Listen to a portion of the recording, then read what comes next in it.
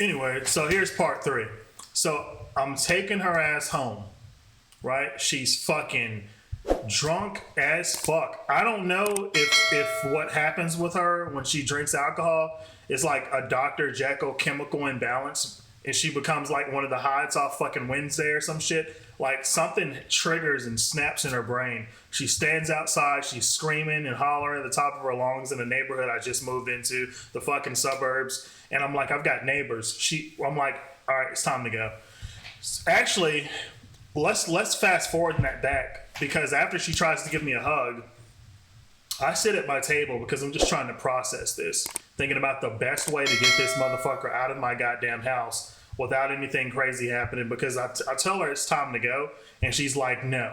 And I'm like, what the fuck am I gonna do? I'm this big fucking 6'3" dude, 245 pounds. I'm not gonna drag this bitch by her hair out of the house, even though that's what I'm thinking in the back of my head.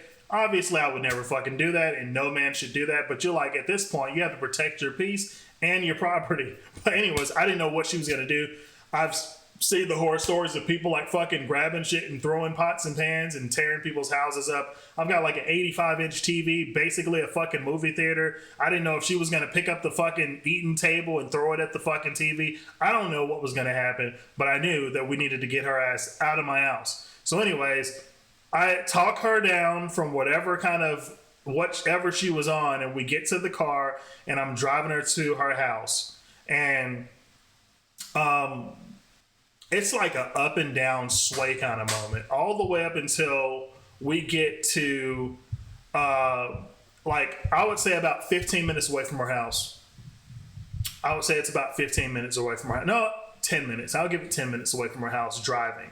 So maybe like 30 minutes walking. And I look at her and I say, you know what?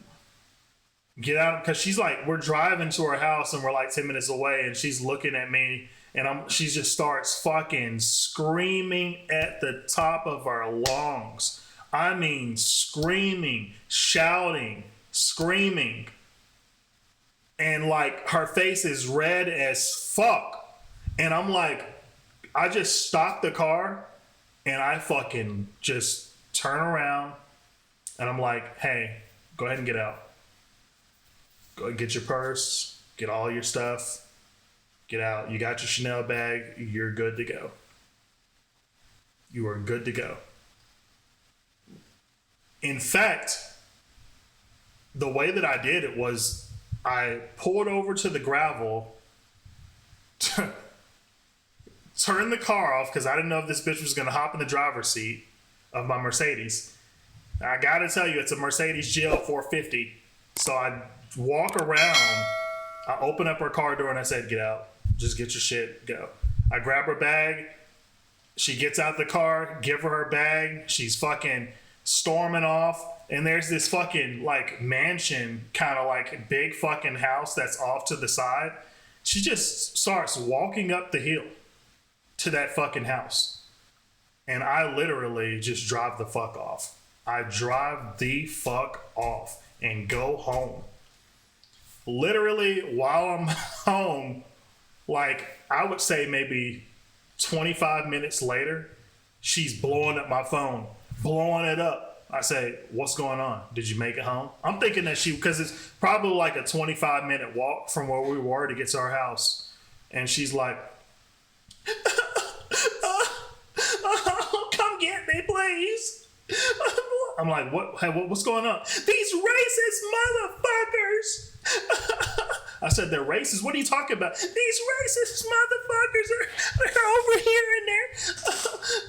I just went and knocked on their door and they're calling the cops and I don't want to go to jail because I know I'm drunk and I don't, can you come get me? And I was like, first and foremost, did you already start walking towards your house? Yeah, I did. And I'm like, okay, all right.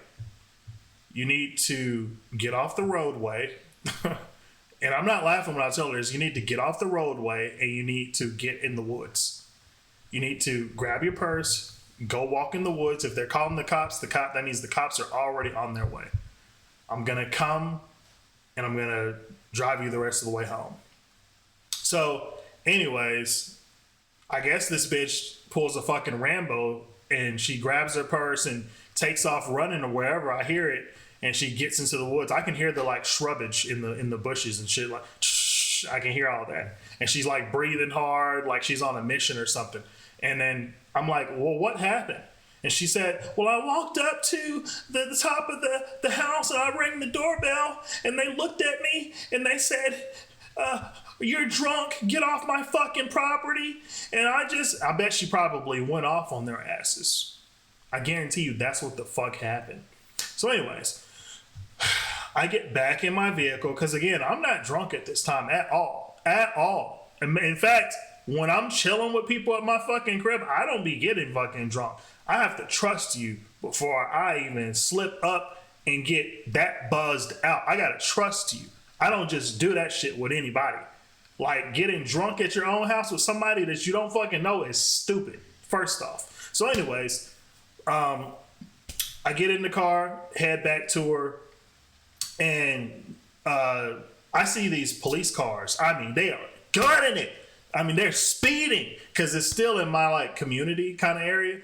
And I mean, I guess I don't know how they called, what they did, but I see like I'm almost to where she's at and I see the cops just fucking gunning. They gun past me. I get back on the phone. I say, you in the bushes? Because they're heading your way. She's like, yeah, I am in the bushes. And then literally I hang up the phone and then she calls me back like 4 minutes later.